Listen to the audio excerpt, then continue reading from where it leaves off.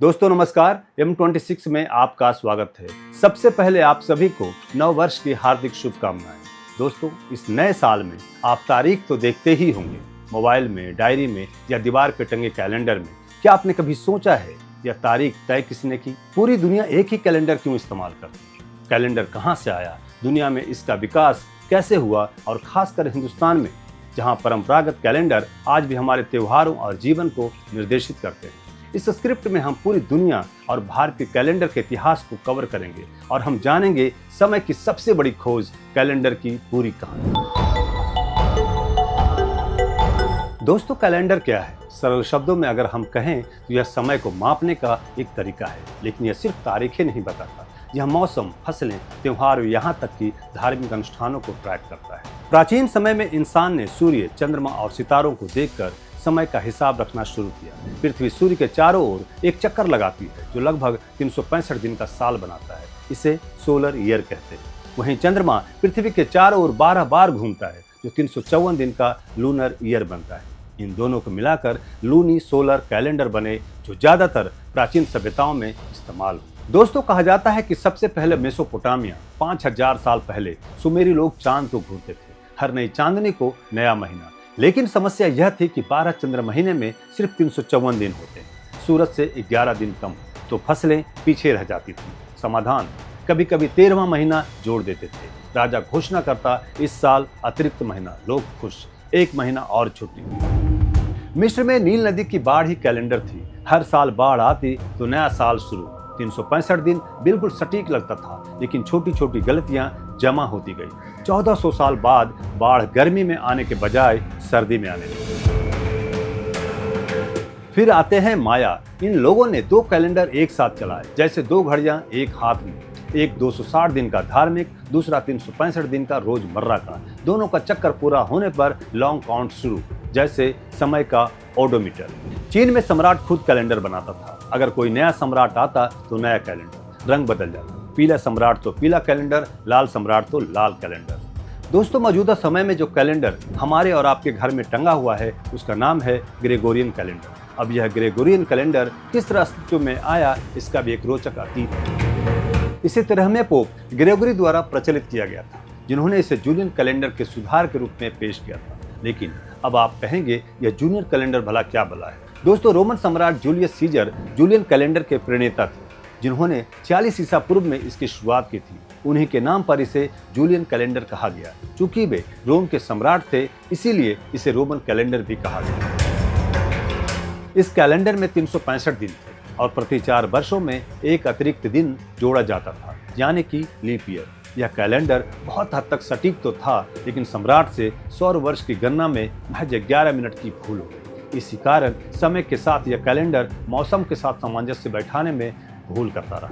इस भूल का परिणाम यह रहा कि जिस ईस्टर को 21 मार्च यानी वांशिक विषुव के बाद आने वाली पूर्णिमा के बाद वाले रविवार को मनाया जाना था, वह दूर होता चला गया। पोप ग्रेगोरी को इस बात की चिंता हुई और उन्होंने एलोसुअस लीलियस नामक इतालवी वैज्ञानिक को इस भूल को सुधारने के लिए बुलाया। जोड़ घटाव गुना भाग के बाद लीलियस महाशय ने सुझाया कि इस भूल को सुधारने के लिए 10 दिन की छलांग लगानी। साथ ही उसने यह भी सुझाव दिया कि अगले 40 वर्षों तक लीप ईयर का अस्तित्व न रहेगा। उसके बाद कैलेंडर को प्रमाणिक बनाए रखने के लिए एक और तकनीक बताई, जो कि समझने में थोड़ी मुश्किल जान पड़ सकती है। लिलियस के अनुसार यदि लीप ईयर ऐसे वर्ष में आए जिसे 100 से भाग दिया जा सके, जैसे 1600, और यदि उसे 400 से भाग दिया जा सके तो उस वर्ष में लीप ईयर जोड़ा जाएगा, अन्यथा नहीं। यानी कि लीप ईयर वर्ष 1700 में आए तो उसकी फरवरी में एक दिन नहीं जोड़ा जाएगा, किंतु वर्ष 2000 में एक अतिरिक्त दिन जोड़ा जाएगा, क्योंकि इसे 400 से भाग देना संभव है। इसी तरह जब 2100 में एक लीप ईयर तो होगा, लेकिन फरवरी में एक दिन नहीं जोड़ा जाएगा। और जब जूलियन कैलेंडर के 4 अक्टूबर 1582 गुरुवार की रात को लोग सोए, तो अगले दिन यानी शुक्रवार को लोग ग्रेगोरियन कैलेंडर की 15 तारीख 1582 की तारीख के साथ जागे। हालांकि मजेदार बात यह है कि इतना सटीक होने के बाद भी यह कैलेंडर सौर वर्ष से 26 सेकंड पीछे चलता है। इस कारण 3323 वर्षों में एक दिन का अंतर आएगा, जिससे हाल फिलहाल के लिए नजरअंदाज किया जा सकता है। अब बात करते हैं अपने देश हिंदुस्तान की। तो दोस्तों, यहाँ समय सिर्फ गिनती नहीं, पूजा है, विज्ञान है, कविता है। ऋग्वेद में लिखा है, चंद्रमा समय का माप है, सूर्य वर्ष का। हजारों साल पहले हमारे ऋषि नक्षत्रों को देखकर कहते थे आज अमुक यज्ञ करो। फिर आया विक्रम संवत, जो कि उज्जैन के महान सम्राट विक्रमादित्य द्वारा चलाया गया था। इसके आरंभ की तिथि 57 से 58 ईसा पूर्व मानी जाती है। रोचक बात यह है कि राजा प्रजा में यह संदेश देने के लिए उनके शासन के साथ एक नए युग का प्रारंभ हो रहा है। नया संवत चलाते थे, किंतु संवत शुरू करने की एक विशेष परंपरा भी थी और हर कोई संवत आरंभ करने का अधिकारी नहीं था। कोई भी नवीन संवत शुरू करने की शास्त्र सम्मत विधि यह थी कि जो भी राजा अपना संवत चलाना चाहता है, उस संवत के प्रथम दिन के पूर्व तक राज्य के जितने भी लोग जिस किसी के भी ऋणी हो, उनका ऋण चुकाना होगा। विक्रम संवत में माह के नाम पर विदेशी संवतों की भांति देवता, मनुष्य या संख्यावाचक नहीं था तथा इसकी तिथियां भी सूर्य और चंद्र की गति पर आधारित है। कुल जमा बात यह है कि यह संवत वैज्ञानिक और प्रामाणिक है। अलबत्ता भारत में कई प्रकार के संवत प्रचलन में थे। इसका जिक्र 11वीं शताब्दी में भारत में आए अल बरूनी ने किया है। उसने अपनी पुस्तक में जिक्र किया है कि लोग आमतौर से श्रीहर्ष, विक्रमादित्य, शक, वल्लभ और गुप्त संवत काम में लाते हैं। मौर्य काल में भी पंचांग निर्माण किया जाता था, जिसका जिक्र मेगास्थनीज ने किया है। मेगास्थनीज चंद्रगुप्त मौर्य के दरबार में नियुक्त राजदूत था और उसने लिखा है कि नए वर्ष के दिन यहाँ पंचांग सुनाया जाता है और बच्चों की जन्म पत्री बनाने के लिए उनका जन्म समय लिखा जाता है। पुराणों में भी काल निर्धारण स्पष्ट रूप से किया गया है।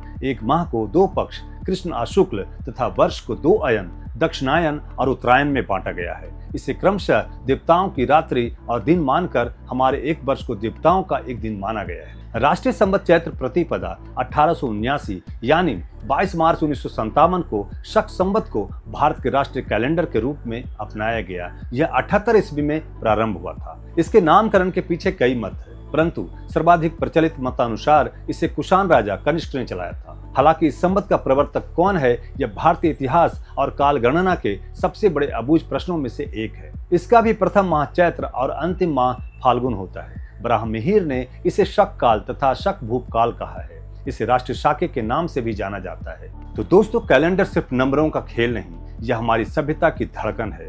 माया ने सोचा दुनिया खत्म हो जाएगी, रोम ने महीने चुराए, पोप ने दिन काटे, लेकिन भारत ने समय को पूजा बना दिया। आज हमारे फोन में ग्रेगोरियन कैलेंडर चमकता है, लेकिन दिल में विक्रम संवत और शक संवत धड़कते हैं। अगली बार जब भी आप पंचांग देखें या नए साल की खुशियां मनाने की तैयारी करें, तो याद रखिएगा कि आप हजारों साल पुरानी परंपरा का हिस्सा हैं। समय उड़ता है, लेकिन हमने उसे पंख दिए। धन्यवाद इस सफर के लिए। अगर यह कहानी आपको छू गई तो शेयर करिएगा, कमेंट करिएगा और इस चैनल को M26 को सब्सक्राइब तो जरूर करिएगा, ताकि आगे आने वाले वीडियो का नोटिफिकेशन आपको मिलता रहे।